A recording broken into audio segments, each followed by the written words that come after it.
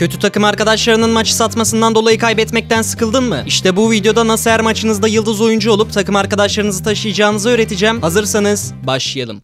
Oyunda yüksek liglere tırmanabilmek için ilk önce takımınıza gelen kötü oyuncularla nasıl başa çıkacağınızı öğrenmelisiniz. Eminim ki hepimiz kötü takım arkadaşları yüzünden büyük miktarda kupa veya puan kaybediyoruz. Fakat bu videonun tamamını izlerseniz artık kötü takım arkadaşları maç kazanmanıza engel olamayacak. Çünkü size onlarla nasıl başa çıkacağınızı ve onları nasıl taşıyacağınızı öğreteceğim. Ama öncesinde şunu anlamanızı istiyorum. Brawl Stars bir takım oyunu ve çoğu zaman maçları kazanmak için takımınızdaki 3 oyuncunun da işini yapması lazım. Eğer bir takım arkadaşınız düşerse takım gücünüzün %33'ünü kaybediyorsunuz ve rakip size bir anda saldırarak maçı kazanabiliyor. Bizim burada maçları taşımamız için yapmamız gereken şey tüm yükü kendi üzerimize almak ve takım arkadaşlarımızın olabildiğince rahat şekilde oynamasını sağlamak. Eğer takımınız kötüyse ve yükü siz kendi üzerinize alıp agresif oynamazsanız doğal olarak rakip takımınızdaki oyuncuları kesecek ve sizi 1v3 durumda bırakacak. Yükü üzerinize alın derken kastettiğim şey her zaman en önde siz oynamaya çalışın ki rakip takım arkadaşlarınıza değil size vursun. Eğer hareketiniz iyiyse de o vuruşlardan çok hasar almayacaksınız ve o sırada takım arkadaşlarınız da üzerlerinde baskı olmadığı için çalışacak. Elbette siz baskıyı üzerinize alırken ölmemeniz gerekiyor. Yoksa az önce dediğim gibi 2v3 durumda kalıp aniden baskıyı kaybedeceksiniz. Fakat bu dediğim şeyi sadece takımınızda kötü oyuncular olduğunu düşünüyorsanız son çare olarak uygulayın. Çünkü güçlü rakiplere karşı takımınızdaki herkesin koridorlara ayrılıp kendi tarafını kazanması gerekiyor. O yüzden dediğim taktiği muhtemelen elmas kapmaca ve soygun modunda uygulayamayacaksınız. Çünkü bu modlar tam takım uyumu istiyor. Eğer biriniz bile düşse rakip kolayca üzerinize baskı kurup kazanabiliyor. Ama takımı taşımak için sadece bu taktik yeterli değil. Eğer gerçekten rakibi oynatmamak istiyorsanız size iyi bir taşıyıcı karakter lazım. Bu karakterlere örnek olarak Piper, Tara, Cordelius, Lily gibi savaşçıları verebiliriz. Fark ettiyseniz düşük hasarlı veya destek karakterlerini saymadım. Çünkü o savaşçılar takımınızın iyi oynamasına bağlı olarak iş yapıyor. Ama bu dediğim savaşçılar kendi başının çaresine bakabiliyor. Üstüne birden çok rakiple de mücadele edebildikleri için maç taşımak için birebirler. Eğer aşamalı oynuyorsanız ve takımınızın kötü olduğunu düşünüyorsanız başta onlara destek savaşçıları veya Charlie, Jean gibi oynarken ölmesi çok zor savaşçılar önerin. Seçim sırası size geldiğinde de taşıyıcı bir savaşçı alın. Bu sayede onlar güvenli oynarken siz de aşırı agresif oynayıp rakibe nefes aldırmamış olursunuz. Ayrıca ekstra olarak şuna da değinmek istiyorum ki şimdiye kadar anlattıklarımı yalnızca alt liglerde uygulayabilirsiniz. Çünkü lig yükseldikçe rakipleriniz de güçleneceği için sizi karakter seçiminde antilerlerse yapabileceğiniz hiçbir şey kalmaz ve maçı kaybedersiniz. Alt ligler derken genelde efsaneviye kadar olan liglerde her maçınızı dediğim taktiklerle taşıyabilirsiniz. Ancak efsanevi 2 ve efsanevi 3'ten itibaren artık takımınızla nasıl uyumlu oynayacağınızı öğrenmeniz gerekiyor. Çünkü bu kadar yüksek liglerde 1v3 atmanıza rakip asla izin vermeyecektir. O yüzden şimdi bu videoda değinmek istediğim en önemli konuya gelelim. O da şu ki biz takım arkadaşlarımıza kötü desek de aslında her zaman iş kendinizde bitiyor. İyi oynayan bir oyuncu her zaman yüksek liglere tırmanabilir. Bunun için de sağlam bir mentalinizin olması çok önemli. Mental derken kastettiğim şey o anki ruh haliniz. Mesela eğer sinirli bir şekilde maça girerseniz her zaman takım arkadaşlarınızın hatalarını arayacaksınız ve kendi oynayışınızı görmezden geleceksiniz. Aslında maç kazanmanın sırrı kontrolün sizde olmadığı şeylere asla sinirlenmemeniz ve yalnızca kendi oynayışınıza odaklanmanız. Sonuçta bir maç size kötü takım atıyorsa sonraki maçta rakibe kötü takım atacak. Her maç kötü takımın size denk gelmesi matematiksel olarak imkansız. Genelde tiltlemenizin sebebi takım arkadaşlarınıza sinirlendiğinizden dolayı sizin de kötü oynamanız oluyor. Eğer profesyonel oyuncuları takip ediyorsanız onlar için mental her şeydir. Hiçbir zaman düşük mentalle maça girmiyorlar çünkü onlar da kötü oynayacaklarının farkında. Eğer sakin bir kafayla girip sadece kendi oynayışınıza odaklanırsanız eminim ki daha fazla maç kazanacaksınız ve üst liglere kolayca tırmanabileceksiniz. Ama sağlam bir mentalden önce ilk olarak kendinizi oyunda nasıl geliştirip her ligde nasıl maç kazanabileceğinizi öğrenmeniz gerekiyor. Şu anda ekrandaki videoya tıklayarak da aşamalı modun her liginde maç kazanmak için bilmeniz gereken şeyleri öğrenebilirsiniz. Görüşmek üzere.